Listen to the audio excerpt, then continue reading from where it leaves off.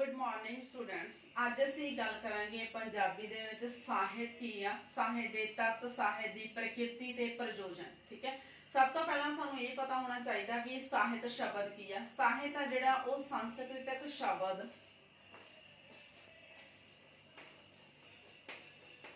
संस्कृतिक शब्द की आ साहित्यम।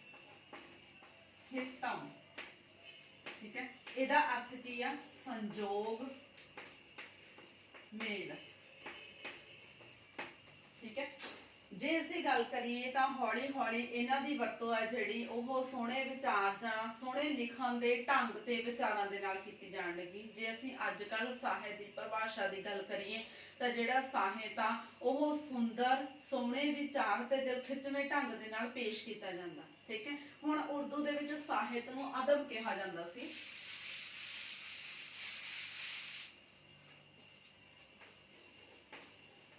अदब उर्दू दे विच किया जाता। अदब दे अर्थ की है सलीका, ढंग। ठीक है, मतलब सोहणे तरीके नाल पेश करना। जिहड़ा कोई भी राइटर आ जदों अपनी रचना नूं सोहणे ढंग दे नाल सोहणे विचारां नूं पेश करदा है, ठीक है, मतलब उहनूं साहित कहा जाता। सा प्लस हित दो शब्दां दा सुमेल है साहित। ठीक है, जे अंग्रेजी भाषा की गल करिए तां अंग्रेजी दे विच इहनूं लिटरेचर कहंदे आ। अंग्रेजी दे विच इहनूं कहंदे आ लिटरेचर।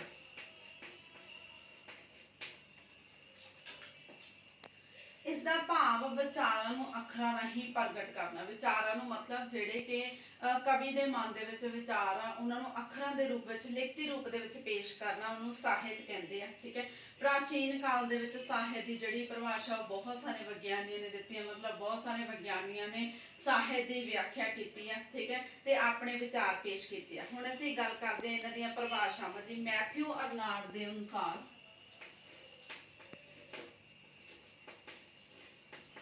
मैथ्यू अर्नाल्ड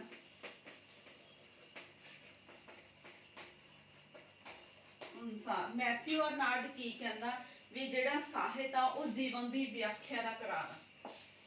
साहित जीवन की व्याख्या करता है।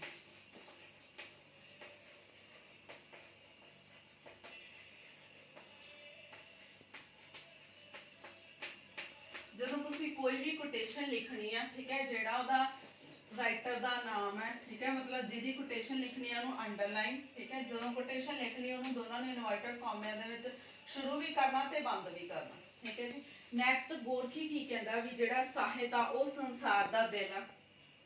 अर्नाल्ड बैनेट ने कहा वा भी जिहड़ा साहित आ उहदे विच सच्चे विचार ते उचेरियां भावनावां नूं पेश कीता जांदा। ठीक है, हुण असीं गल करदे हां साहित दी प्रकृति दी।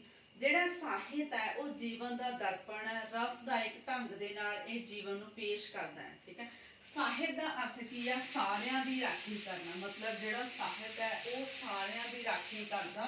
ठीक है, सारियां दे हितां दी राखी करने वाला। जे असीं इहदी प्रकृति की गल करिए, प्रकृति विच सब तो फर्स्ट पॉइंट है साहित एक ललित कला है। एक ललित कला है। जैसे साहित्य की गल करिए तो साहित्य एक ललित कला, ये ललित कला वाले सारे गुण मौजूद होंगे हैं। ठीक है, ये जिहड़े भाव ने वो कोमल होंगे हैं। क्यों? क्योंकि वो जिहड़ियां साडियां ज्ञान इंद्रियां ने उन्होंने कंट्रोल विच रखते हैं, मतलब उन्होंने अप्रभावित करते हैं। ठीक है, तो इस तो इलावा जे असीं साहित्य की गल करिए तो अखां दिल, मतलब जे असीं कोई भी रचना पढ़ते हैं तो वह साडियां अखां नूं चंगी लगदी है, साडे मन नूं छूंहदी है। ठीक है, जां साडे दिल नूं प्रभावित करती है। इसलिए असीं कह सकते हैं भी जिहड़ी साहित्य है वो एक ललित कला है। सैकेंड है साहित्य अनुभव तो पैदा होता है।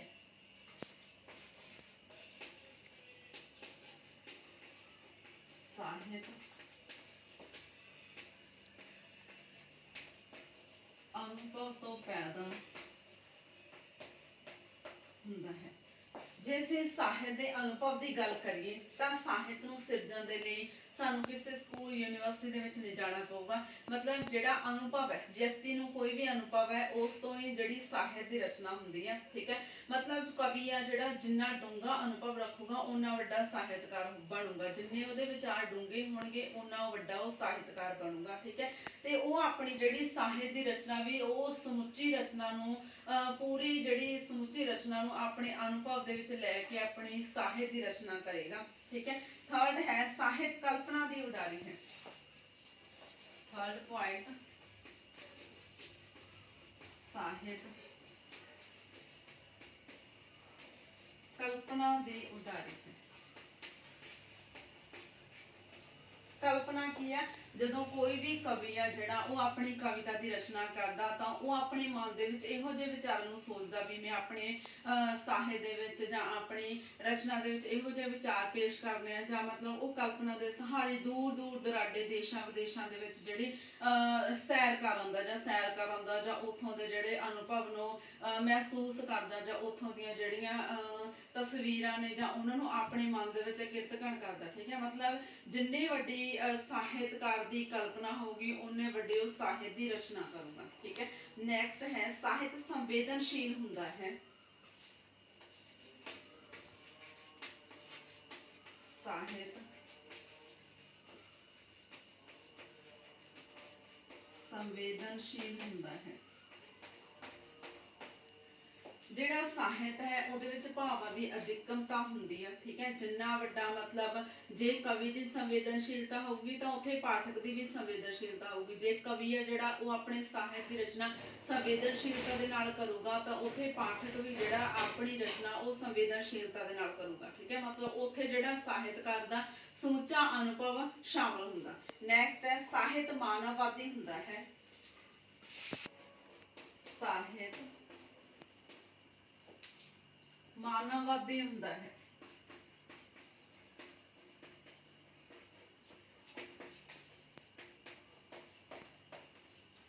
ਜੇ ਅਸੀਂ ਸਾਹਿਤ ਦੀ ਗੱਲ ਕਰੀਏ ਤਾਂ ਸਾਹਿਤ ਦਾ ਮਾਨਵਵਾਦੀ ਹੋਣਾ ਬਹੁਤ ਜ਼ਰੂਰੀ ਹੈ। ਸਾਹਿਤ ਦੇ ਲੋਕ ਹਿਤਕਾਰੀ ਤੋਂ ਭਾਵ ਇਸ ਦੇ ਮਾਨਵ ਜਾਤੀ ਦੇ ਹਿੱਤਾਂ ਨੂੰ ਦ੍ਰਿਸ਼ਟੀਗੋਚਰ ਰੱਖਿਆ ਗਿਆ ਹੋਵੇ।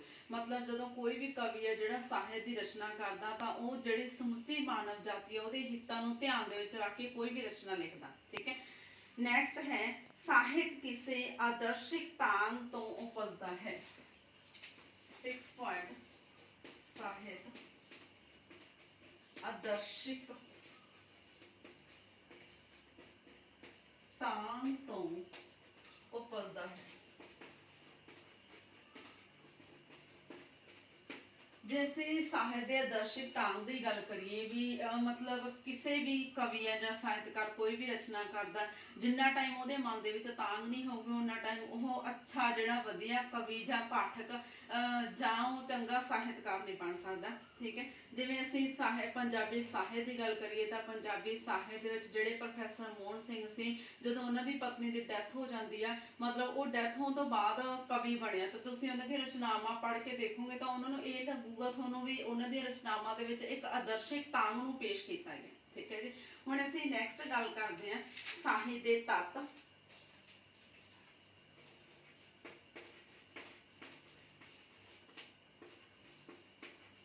ਸਭ ਤੋਂ ਫਸਟ ਤੱਤ ਹੈ ਬੁੱਧੀ ਤੱਤ।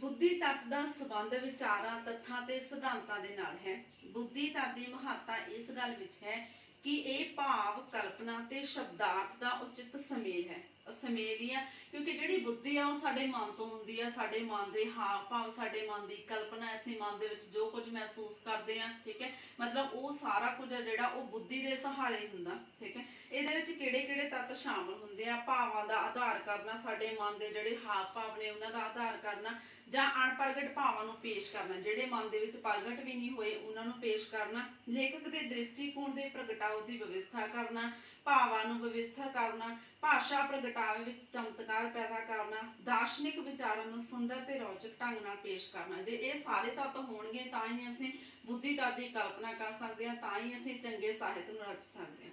ਸੈਕਿੰਡ ਤੱਤ ਹੈ ਭਾਵ ਤੱਤ।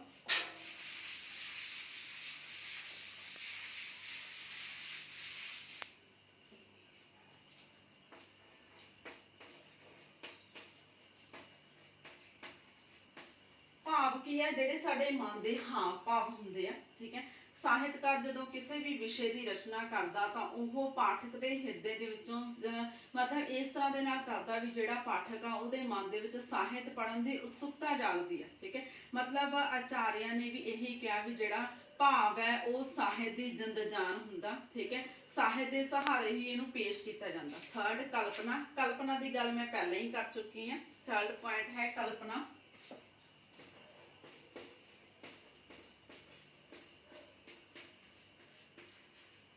ਕਲਪਨਾ ਦੀ ਗੱਲ ਮੈਂ ਪਹਿਲਾਂ ਹੀ ਕਰ ਚੁੱਕੀ ਹਾਂ ਵੀ ਜਿਹੜਾ ਕਵੀ ਆ ਉਹ ਆਪਣੇ ਮਨ ਦੇ ਵਿੱਚ ਕਲਪਨਾ ਦੀ ਉਡਾਰੀ ਕਰਦਾ। ਜਿੰਨੀ ਵੱਡੀ ਉਹ ਕਲਪਨਾ ਦੀ ਉਡਾਰੀ ਕਰੂਗਾ ਉਨੇ ਵੱਡੇ ਉਹਦਾ ਜਿਹੜਾ ਸਾਹਿਤ ਹੋਊਗਾ। ਨੈਕਸਟ ਹੈ ਸ਼ੈਲੀ ਤੱਤ।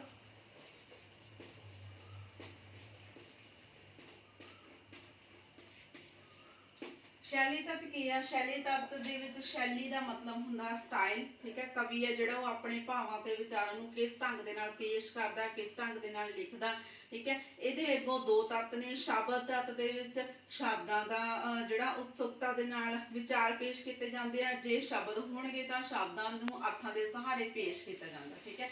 ਨੈਕਸਟ ਅਸੀਂ ਗੱਲ ਕਰਦੇ ਹਾਂ ਸਾਹਿਤ ਦੇ ਪ੍ਰਯੋਜਨ ਦੀ।